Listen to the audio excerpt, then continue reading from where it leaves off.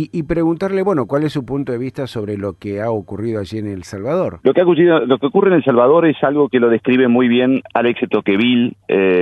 Alex de Tocqueville fue un autor muy importante que cuando inicia la Revolución Americana decide viajar a Norteamérica para estudiar lo que estaba ocurriendo allí. Recordemos que ni siquiera todavía se había dado la Revolución Francesa y en Europa veían con sorpresa una forma de gobierno que invocaba algo que había ocurrido siglos antes en Grecia, que era precisamente aquello que se denominaba democracia, es decir, el gobierno que se accedía o que se lograba a través del voto popular.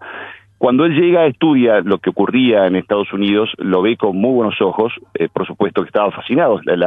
Todo el sistema estructural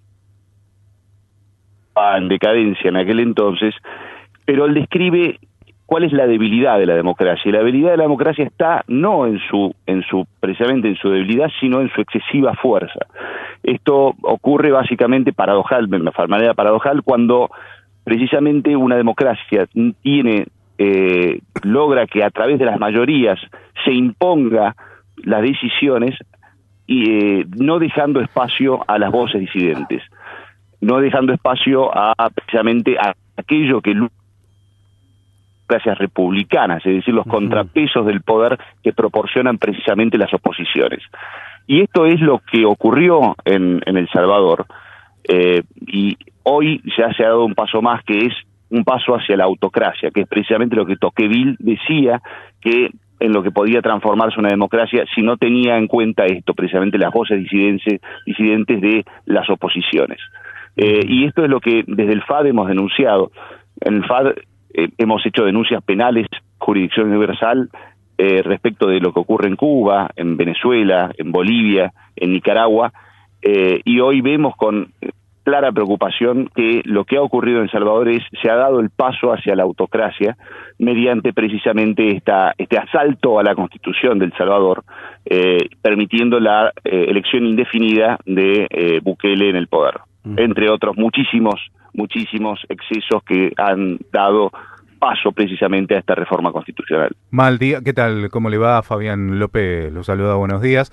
Mal día para la derecha que está intentando hegemonizar en América Latina, que con un pretendido discurso republicano, carga sus tintas sobre regímenes como Venezuela, y ahora tienen a Bukele haciendo la misma.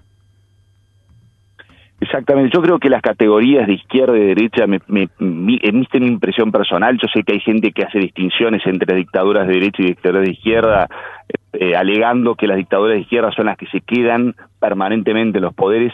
Yo creo que eso ya esas categorías han quedado fuera de lugar. Creo que hay un modelo de gobierno, de hegemonía de poder, que es acceder a través de una democracia no republicana, y este modelo que se exporta desde Cuba no tiene incidencias de derecha o de izquierda. Son modelo populista que precisamente rompe todos. Primero, como primer punto, acceden al poder a través de las urnas, rompen todos los contrapesos del poder, y una vez que lo logran, rompen la voluntad del pueblo, y a partir de ese momento no se van nunca más. Y esto no tiene que ver con la derecha o la izquierda, tiene que ver con una forma de gobierno que se sustituye a las democracias republicanas.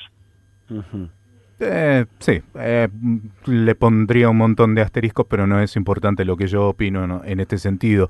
Lo que vale la pena mencionar es que El Salvador no ha logrado una... ¿cómo explicarlo? La única medalla que se puede colgar la gestión Bukele es la lucha contra las maras y, un progreso significativo en materia de seguridad. Los indicadores sociales no están del todo satisfactorios. De hecho, el FMI, ha prestado plata, no tiene grandes logros como para poder erigirse como el faro de la gestión, ¿no? Recién hablábamos más temprano sobre el caso de Burkina Faso, que tiene indicadores económicos mucho más promisorios, de hecho, El Salvador.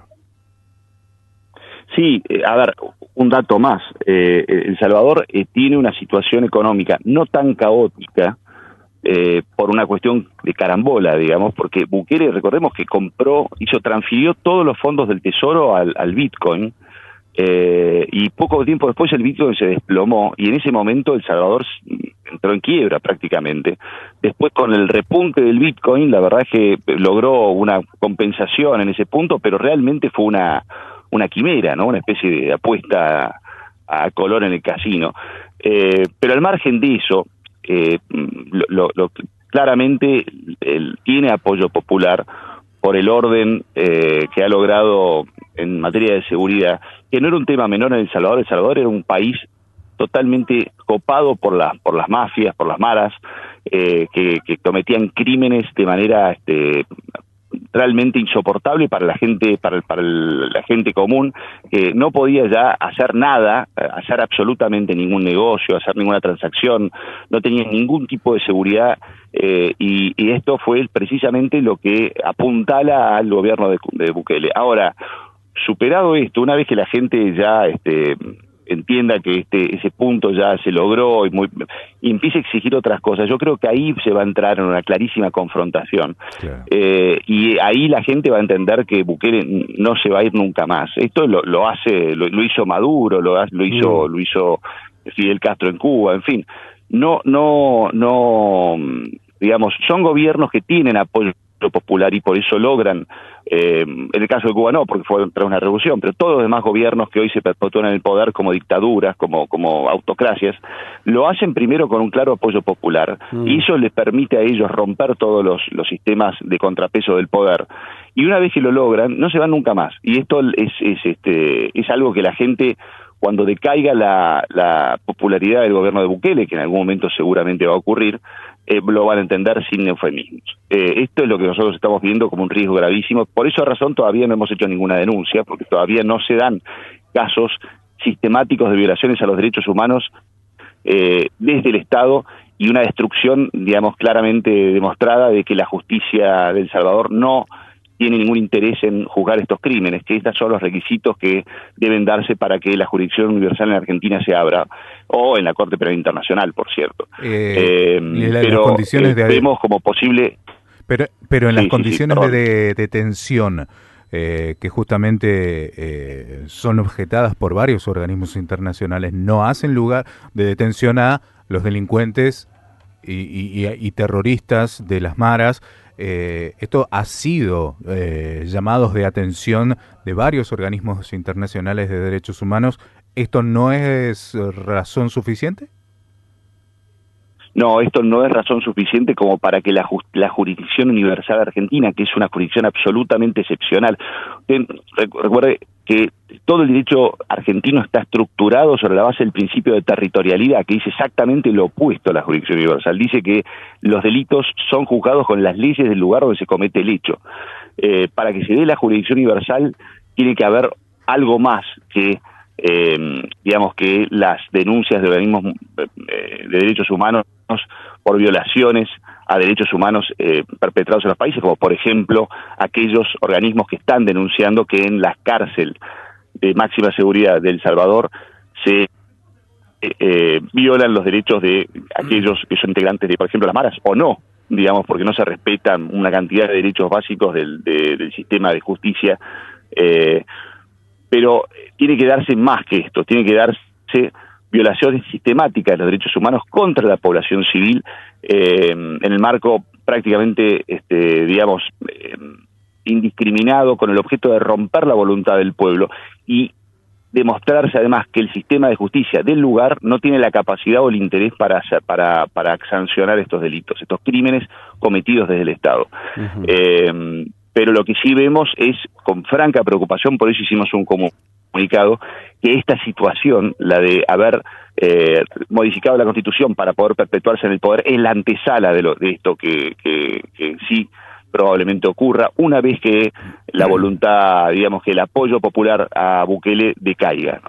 La defensa que ha hecho Bukele, Doc, en las últimas horas es que el 90% de los países desarrollados permiten la reelección indefinida de su jefe de gobierno y nadie se inmuta, pero cuando un país pequeño y pobre como El Salvador intenta hacer lo mismo, bueno, de repente se convierte en el fin de la democracia.